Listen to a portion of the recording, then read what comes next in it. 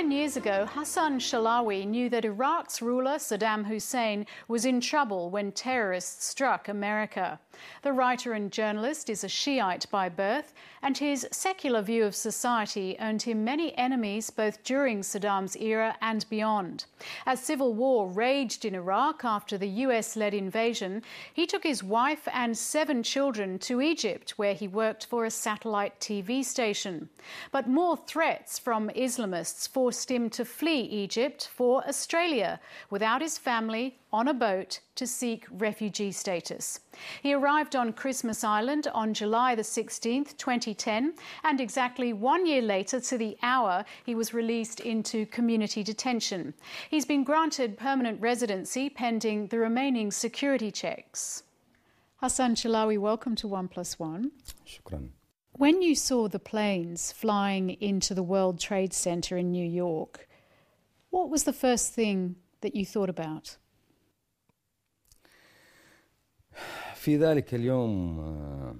On that day, I think I was the only one of a few who thought that Iraq will be punished in some way or another. Saddam Hussein and the Iraqis would be punished for sins they didn't commit, but the Americans needed a reason, and the reason came on that day. I felt that the whole world had been shaken, and later reading Bob Woodward's article in the Washington Post, I think he aptly described it as between 8:30 and 9 a.m. on the 11th of September in New York, how the past was split from the future, and I wish the US administration had gone on a different course of action. The incident made Islam the target or the face of terrorism and political violence all over the world. Western governments didn't even stop and think that terrorism doesn't represent the face of Islam. After 9/11, how did life in Iraq start to change for you? We used to live in a tunnel, a very dark tunnel, and all the intellectuals in Iraq during Saddam's time never thought we'd emerge from this tunnel. And I thought at the end of this tunnel, for me personally, would end up being a war. And this is exactly what happened. When did it become clear that it wasn't just about US forces in Iraq, it was actually a problem with insurgents and Muslim against Muslim, if you like?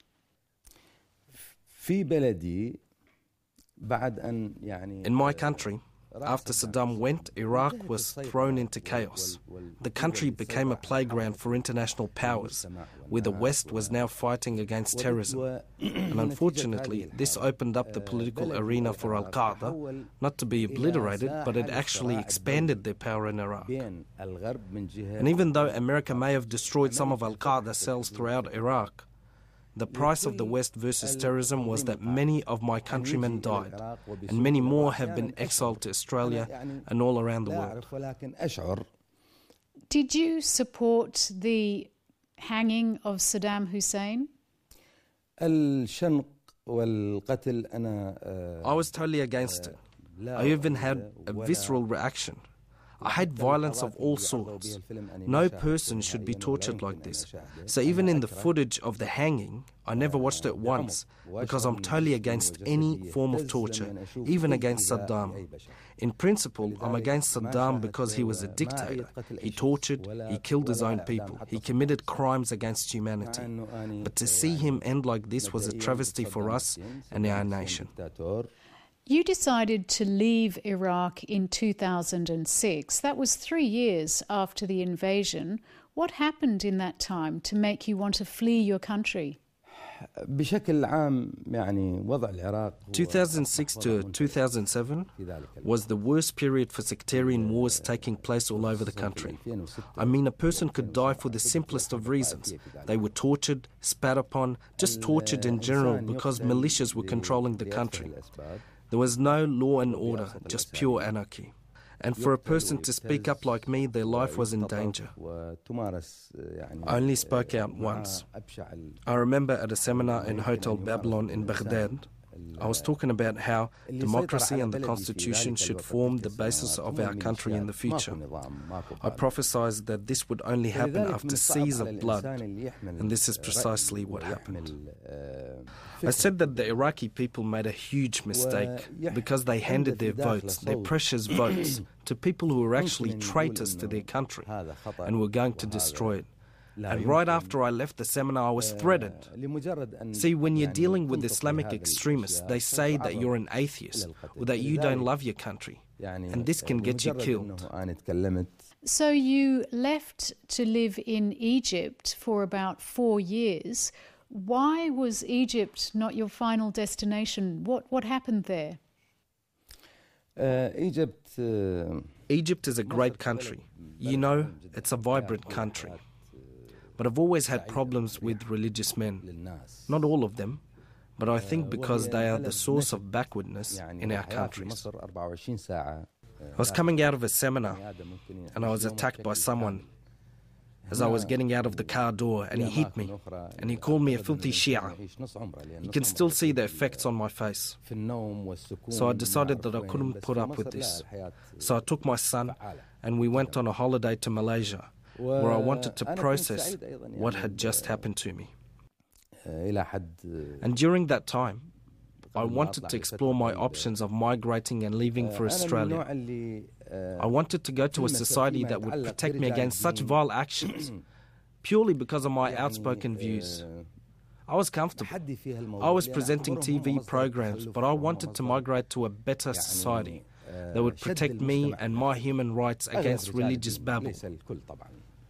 My son was concerned. We met with a lot of Iranian smugglers, mostly Iranian.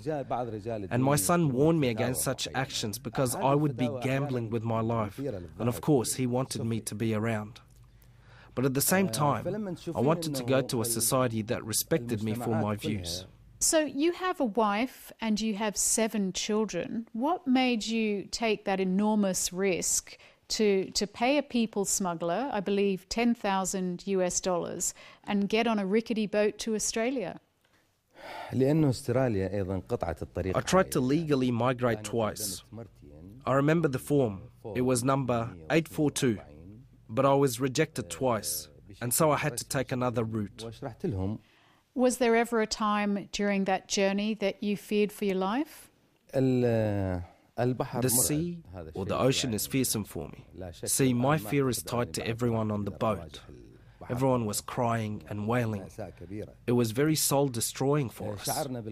One of the nights, when there was rain and wind, and we really didn't know if we would be dead or alive the next day. It was only when the Australian Navy came and rescued us. You're now in Australia. You have been granted refugee status, I believe, barring some checks. Do you think your struggle has been worth it? I've paid a dear price for this trip.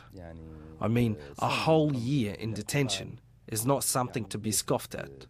It has affected my memory, my situation, and my capabilities as a human. But Australia is a country that is worth sacrificing yourself for if you will be treated with dignity. And I think Australia's capabilities, economically and politically, and in terms of people wanting to migrate here, will definitely propel it into the future. Everyone wants to migrate to this country. Hassan Chalawi, thank you very much for speaking with us on 1+1. Thank you very much. Hassan Chalawi, and that's the program. You can catch us over the weekend on ABC News 24 or view past programs on our website. The address